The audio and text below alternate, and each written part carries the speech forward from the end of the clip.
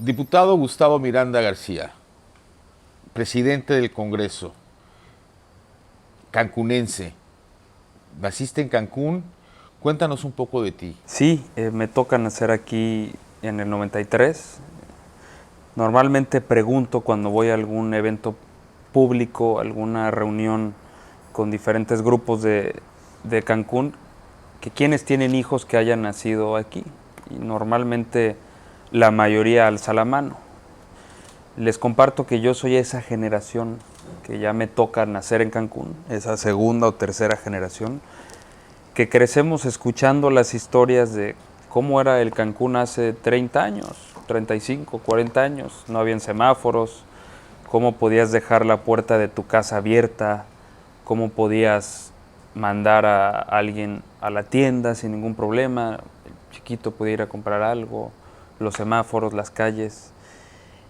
Y obviamente, pues toda la parte turística, ¿no? Y te toca vivir también algo de eso, ¿no? O sea, desde niño. Sí, sí, claro, me toca vivir y crecer escuchando esas historias, crecer obviamente con otra percepción del Cancún, de la bonanza turística, de ese sueño mexicano. Y creo que eso es algo que comparten todos los que vivimos acá, o al menos los que llegaron, que tuvieron el suficiente coraje para dejar su ciudad, su estado, su pueblo, su tierra, para buscar una mejor calidad de vida. Pero esa característica de alguien que sabe arriesgar y que se puede ir a otra parte, es algo que la compartimos todos, o al menos los papás también de los que vivimos aquí. Entonces, creo que me siento muy orgulloso de ser cancunense.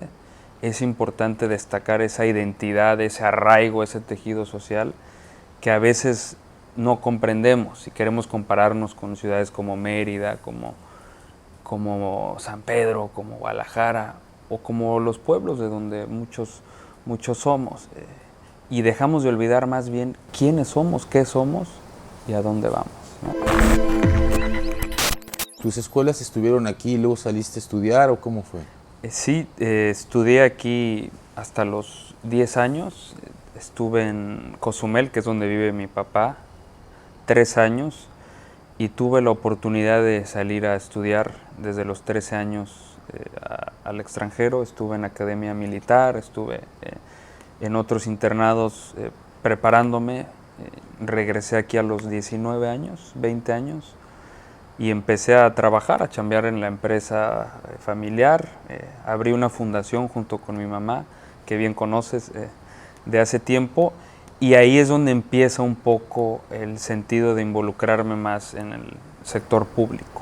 Bueno, ¿Cómo fue eso? O sea, ese paso que das, porque como bien dices, ¿no? Empiezas dentro del ámbito turístico a trabajar, o sea, privado, como empresario, y de repente te nos apareces como político. O sea, ¿a qué se da ese cambio? O sea, ¿qué es lo que te lleva a dar ese cambio? Creo que la mayoría de los empresarios que habitan Cancún y el estado siempre se han involucrado mucho en la parte turística o en la parte de promoción, que representa el 80% de la economía, y por ende tienen muy buena relación con la política.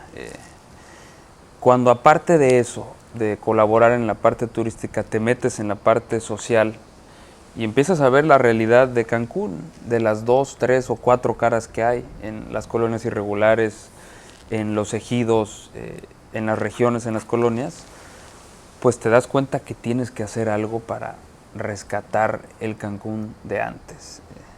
Siempre he creído que debemos todos involucrarnos en la política, todos, porque nos guste o no, ahí es donde se toman las decisiones más importantes.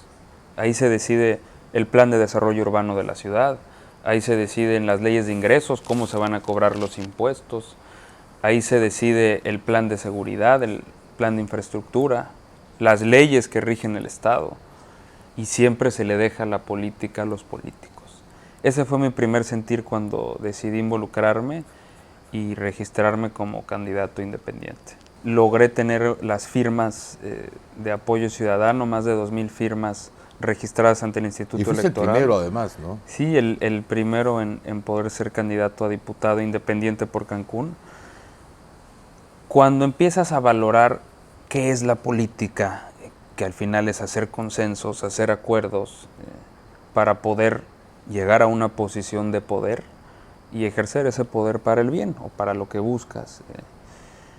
Cuando vas solo contra el sistema, pues sí puede ser importante el destacar o el señalar cosas que normalmente nadie va a hacer, pero cuando quieres hacer cambios de fondo, creo que es mucho mejor ser parte de los consensos y de los acuerdos.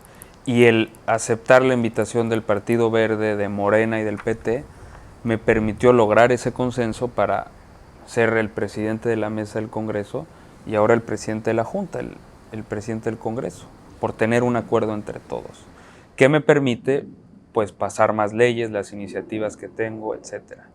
Fue una decisión difícil porque la gente que pues, me apoyaba es gente que a lo mejor no está de acuerdo con partidos políticos, pero creo que fue una decisión madura y necesaria. Llegaste al Congreso y te convertiste en el presidente, eres el presidente más joven en México, el presidente de un Congreso más joven de México, ¿es así? Sí, ha sido un reto, una responsabilidad, porque normalmente joven es sinónimo de inexperiencia, sinónimo de inmadurez, y más cuando hemos tenido casos de jóvenes que probablemente no han estado a la altura, y hay que decirlo con todas sus letras. Es un reto doble para mí como joven demostrar que cuando tomo una decisión, cuando propongo algo o cuando impongo algo, es una decisión consensada, es una decisión analizada y es una decisión que estoy tomando y asumiendo. Es difícil porque siempre hay un primer rechazo por ser joven, ¿no? Pero también es motivante porque tienes que demostrar mucho más con resultados que otra persona en tu posición. Si tuviera a lo mejor yo 50 años, pues tendría mucho más credibilidad lo que diría y lo que propondría. Entonces es un reto, pero creo que cuando tienes datos, hechos y resultados en papel, hablan por sí mismo y es lo que espero que en unos meses sea prueba de mi trabajo. ¿Qué iniciativas son las que has ingresado? ¿Qué trabajo es? ¿Qué cambios has hecho en el Congreso? Creo que desde que entré, como vengo de la iniciativa privada del sector empresarial, he sido un diputado un poco disruptivo.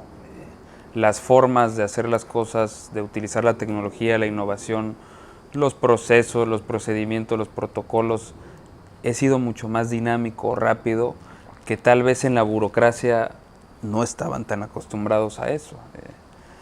También reconozco que hay diputados con mucha experiencia y que tienen muchísimo que aportar y también les he aprendido a ellos. En lo que sí me he enfocado desde que entré es definitivamente en la seguridad, que es algo prioritario para los cancunenses y los quintanarroenses. Presentamos la iniciativa de legítima defensa, una iniciativa que permite que nos podamos defender de manera legal en nuestra casa, de manera legal y sin que sea en igualdad de circunstancias, porque hoy sí te puedes defender, pero en igualdad de circunstancias. Es decir, si llega alguien a robarte y trae un arma o un cuchillo, tú te tendrías que defender también con un cuchillo. Si trae un machete, tú también con un machete. Y no es lógico que cuando estás en tu casa y en el momento y en esa situación, pues no encuentras. Espéreme, joven, voy a buscar ¿cuál trae? ¿No? Exacto, no sucede en la hora de la verdad. Entonces es importante que en nuestra casa nosotros siempre seamos víctimas y podamos defendernos de cualquier forma. No es que querramos que haya más violencia o que incitemos a que se arme el ciudadano, porque eso ya está en la Constitución. Simplemente es que la piensen 2 veces antes de entrar a nuestras casas. ¿Y por qué es importante? Porque si no nos sentimos seguros y damos ese paso como Estado para estar seguros en nuestra casa, ¿cómo vamos a estar seguros después en el espacio público, en el transporte público, en el trabajo, en las escuelas. Creo que debemos ir paso a paso y el primer paso definitivamente es la casa. ¿Qué otra iniciativa? O sea, hubo algo acerca del turismo, ¿no? La reactivación económica, que también te trajo y llamó mucho la atención. Sí, bueno, ¿No? Y acaba de ser. la primera iniciativa que presenté, la primera entrando, era una iniciativa para darle productividad al Congreso, obligando a que cada comisión tenga que sesionar una vez por semana, para que puedan agilizar los trabajos, que no solo haya una sala de comisiones para que puedan sesionar, sino que cualquier oficina se pueda habilitar como sala de comisiones y pueda una comisión sesionar y dictaminar. Eso para que avancemos y terminemos con el rezago legislativo, que ahora que entro como presidente eran 280 iniciativas rezagadas. Ahora en 2 meses y medio que llevo de presidente ya llevamos 150 que avanzamos. Y todo por dar estas medidas de productividad, juntar a todos los secretarios técnicos, a los asesores, hacer un programa de meta semanal. Y más allá de que estemos a favor o en contra de cada iniciativa, el ciudadano merece que se debatan, porque al final lo que costamos los diputados y el Congreso es para que legislemos. Y en la medida que no estemos legislando, somos improductivos, ineficientes y por ende le costamos a ustedes con impuestos. Eso para que pueda ir trabajando el Congreso. Para la parte empresarial, siempre lo he manifestado ayer que estamos en una firma de un pacto de reactivación económica, que en una crisis económica debemos de tener 2 políticas siempre. Esta es la fórmula económica, que es la política monetaria, que es una política que lleva el Banco de México y que siempre la ha hecho muy bien como institución, y otra es la política fiscal, que le toca al Ejecutivo y al Poder Legislativo. Y esa política fiscal es la que permite que empresarios, chicos, medianos o grandes, puedan tener incentivos en impuestos de nómina, incentivos en impuestos de inversión, incentivos también al ciudadano, de predial, de pago de saneamiento, y son incentivos que obligan a que haya mayor recaudación o que obligan a que la empresa mantenga el empleo o que la empresa invierta más en la ciudad. Y esa política fiscal se ha demostrado a lo largo del mundo que económicamente rescata a un país o a una región. He sido muy insistente en que Quintana Roo debe de tener una política fiscal adecuada en este tiempo de crisis, tomando en cuenta que la pandemia nos arroja algo principal, que es la seguridad sanitaria. Mientras no haya seguridad sanitaria, mientras no sigamos los protocolos de cubrebocas, de gel antibacterial, etcétera, pues de nada sirve que tengamos una buena política fiscal, monetaria, que hagamos promoción del destino, porque si no estamos seguros y sanos, vamos a regresar a otro semáforo y se va a cerrar. Entonces, ahora el primer paso es estar seguros, mantener seguridad sanitaria y continuar con una política fiscal que ayude a los quintanarroenses. ¿El impuesto al turismo? Bueno, hay un impuesto que meten ahora en el paquete fiscal, que es un impuesto directo al turista. Si bien no impacta al hotel o al transporte o al aeropuerto, sí lo paga directamente el turista. En Baja California existe ese impuesto, entiendo, son de $16 por turista. Aquí entra de $10, tengo entendido. En este momento lo estamos analizando para ver si es viable o no, saber si tienen mayor poder adquisitivo o no los turistas que hoy están regresando con nosotros y valorar que sí debemos de encontrar nuevas formas de recaudación, porque sí es verdad que el Estado y el municipio los necesita. Tenemos o tienen menos recursos que antes, pero mayor gasto de hospitales, gasto de protocolos de sanidad, gasto de apoyo a la sociedad con despensas o programas alimenticios. Entonces, sí se están pasando por una situación complicada. Corrupción y malas prácticas. Es el el común denominador del sector público. Eso se combate con procesos, procedimientos y con la propia tecnología. Te comento que cuando entro como presidente del Congreso, todos los contratos se hacían por adjudicación directa, absolutamente todos, no importa las cantidades, y firmados directamente por el presidente en turno. Creamos nosotros comités de adquisiciones, un proceso, un protocolo, un procedimiento transparente.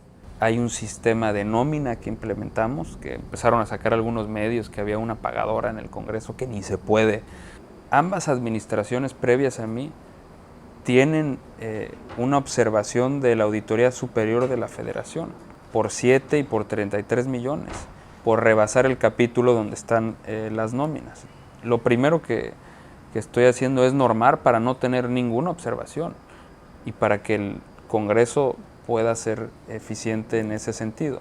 También el Congreso tenía 25 trabajadores por diputado, cuando la Cámara de Diputados tiene 13 o 12, ya que vas haciendo las fórmulas y los cálculos. Es algo que estamos también cambiando y normando para que todas las áreas de cada parte del Congreso trabajen bien, que haya un reglamento. No había un reglamento al interior del Congreso, ya lo estamos terminando, y es un legado que permite que no es que te hagan caso a ti o no, o a que alguien llegue y lo quiera cambiar. Mientras estén las reglas claras, los procesos y los protocolos claros, se tienen que seguir y punto. 2021 es un año que podemos llamar político, hay elecciones. ¿Cuáles son tus planes? Creo que parte de los que entramos a la política o buscamos una posición de poder, porque al final es una posición con poder, debemos de entender que ese poder es para ejercerlo. Y cuando hay un vacío de poder, cuando alguien no está ejerciendo de manera adecuada ese poder, alguien lo toma. Y lo que ha estado pasando es que en estos vacíos de poder en el Estado o en algunos municipios, hay grupos que están tomando esos vacíos. Grupos delictivos, grupos del crimen organizado, hay que decirlo, y ellos están haciendo el ejercicio que debería hacer la autoridad. Ya tenemos información de cómo cobran a los sitios de taxistas derecho de piso, tienen a los que piden clientes antes, y el taxista que lleva horas esperando subir un pasajero, pues llega alguien y lo rebasa por la fila, porque está involucrado con el grupo organizado. Piden piso a las combis, pasa lo mismo con los negocios, con los bares, desde la marquesita que se vende en la esquina con permiso de vialidad hasta el restaurante, que bien sabemos, los bares y todo tipo de negocio. Eso es lo que debemos de evitar, que alguien esté haciendo el ejercicio que la autoridad debería de hacer. Es importante sí poner mano dura. Cuando hablamos de delincuentes o cuando hablamos de alguien que está cometiendo un crimen en contra de la sociedad, yo no creo que deba de tener los mismos derechos que tiene el ciudadano de bien que está trabajando. Y lo que ha pasado es que, aunque un policía ministerial, un policía municipal, estatal, haga un arresto, si no hizo el arresto con los protocolos adecuados de derechos humanos, el juez de distrito lo tiene que dejar libre, aunque sepan que cometieron el crimen. Entonces estamos en un círculo en que el Poder Legislativo, apenas que entramos, estamos haciendo leyes más fuertes. La impartición de justicia del Poder Judicial se ve atada de manos porque el procedimiento no es adecuado del arresto. Y el policía ya tiene miedo o a veces se siente desmotivado porque agarran a alguien y termina estando libre. Entonces es un ejercicio que debemos de analizar todos, y yo creo que sí poner un hasta aquí en cuanto al trato que le estamos dando a estos grupos de delincuentes. Exigí desde el Congreso a una parte entre Tulum y Chetumal, que pongan señal, que pongan luz, que haya presencia policíaca, porque sabemos que allá aterrizan los aviones con droga. Y no me fue muy bien el hacer este exhorto a la Guardia Nacional, a la Policía Federal, y también las extorsiones que nos han hecho a todos vía telefónica salen de los penales. Y también se le exigió vía un exhorto que tengan inhibidores de señal los penales, para que no salgan señales, tienen celulares desde adentro. Inclusive llevé un inhibidor a un penal para que lo tengan adentro y dejen de estar haciendo estas extorsiones. Entonces, sí he tenido un riesgo de seguridad, es un riesgo que estoy asumiendo, pero creo que si alguien no lo hace, pues nos vamos a seguir hundiendo como sociedad. Me gusta ahora haber estado en la parte legislativa. Creo que estar en un espacio municipal es una etapa que cualquier servidor público debe de pasar por ahí, gobernador o inclusive, siempre lo he dicho, un presidente de la República. No ha habido uno que haya sido alcalde.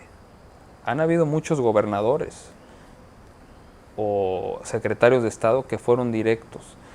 Pero cuando tú eres alcalde, vives el localismo, que son estas partes desde la parte local que cambian todo el sentido de una ciudad. No ves todo con data o con información, sino que algo pasa, sabes quién es al que le está pasando, tiene nombre y apellido, no solo ves números. Creo que es muy importante que un servidor público pase por la parte municipal como experiencia. Y sí soy un creyente, así como del federalismo, del localismo. Porque un presidente no va a llegar y va a lograr que toda la basura del país se recicle, por ejemplo. Pero un alcalde sí puede hacer que el sistema de basura se recicle, se genere composta, se genere energía. Un alcalde sí lo puede lograr. Si hay 100, 200, 300, 500 alcaldes con un buen proyecto, yo creo que México así puede cambiar.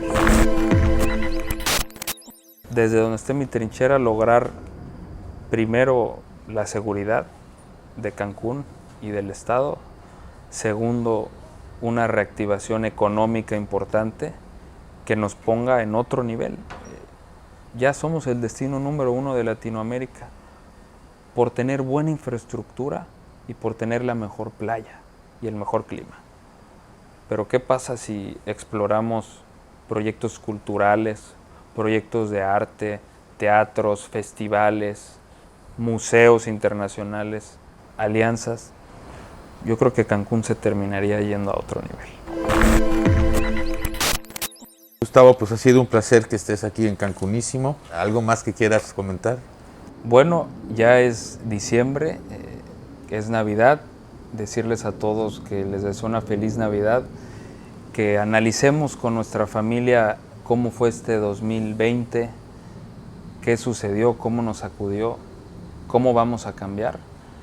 Aprovechemos a nuestra familia, a los que todavía tenemos gente viva, porque mucha gente falleció a causa de esta pandemia, y que volteemos a ver al 2021 con esperanza.